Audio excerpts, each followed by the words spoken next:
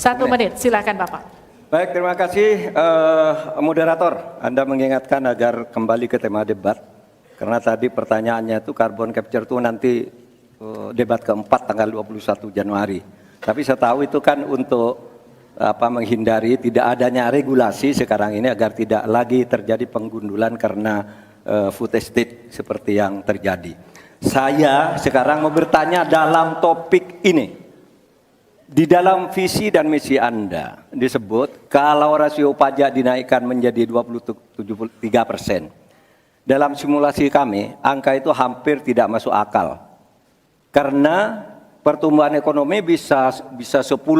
Padahal selama ini pertumbuhan ekonomi 5-6 gitu. Itu kalau Anda bisa menaikkan rasio pajak sampai segitu bisa 10%. Lalu bagaimana Anda mau menaikkan pajak? Orang mau insentif pajak aja orang tidak ngambil.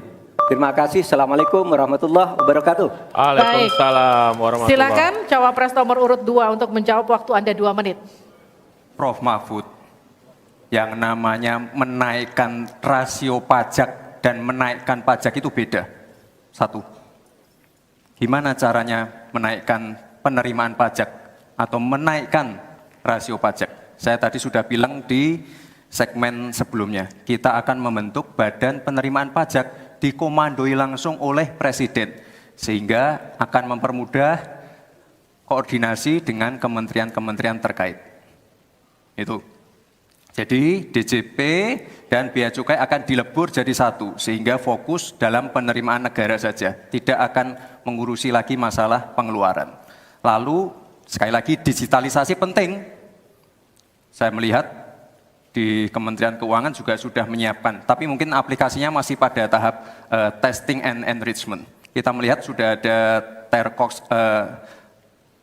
core tax system yang akan disiapkan. Ini nanti akan mempermudah proses bisnis, mempermudah proses administrasi, memperbaiki pelayanan pajak.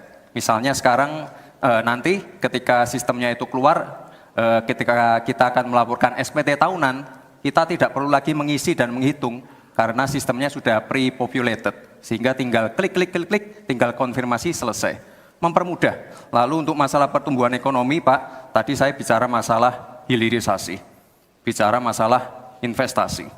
Sekali lagi, Pak, tadi saya baru bicara masalah nikel, kita belum bicara masalah tembaga, boksit, timah, tembaga, bioetanol, bioaftur, biodiesel. Kita kalau serius ya, Pak ya, kita benar-benar bisa menjadi raja energi dunia, Pak. Tapi kita harus serius dan harus fokus dan harus ada keberlanjutan dan penyempurnaan. Matur nuwun, Prof. Mahfud. Harap tenang, kita lanjutkan. Kita beri kesempatan kepada Bapak Mahfud MD untuk menanggapi. Waktunya 1 menit, silakan Bapak. Mas Gibran yang terhormat, apa sih perbedaan antara penerimaan pajak dan tax ratio? Anda bicara 23%, 23% dari apa ini? Kalau Anda bicara bahwa beda antara penerimaan pajak dan rasio atau tax ratio pajak. Kan kalau persen kaitannya dengan PDB, apa 23% dari APBN atau apa? Kalau 23% dari APBN itu salah. Karena sekarang aja sudah 82%, dengan tax ratio sekarang hanya 10,5%, sumbangan terhadap APBN itu 20%. Saya ingin tanya, 23% itu dari apa? 23% dari PDB atau dari APBN atau apa untuk menaikkan pajak? Hati-hati loh, rakyat itu sensitif kalau pajak dinaikkan. Karena kita sudah berkali-kali nawarkan tax amnesty, juga tidak jelas hasilnya. Kemudian tax pajak itu, insentif pajak sudah ditawarkan oleh pemerintah, benar tidak Pak yang mau? Karena diperas-peras juga jadi alat nego di kantor pajak. Nah oleh sebab itu, ini harus jelas, 23% dari apa, selesai. Silakan. Harap tenang. Masih lanjut, Tenang, kita lanjut. Silakan.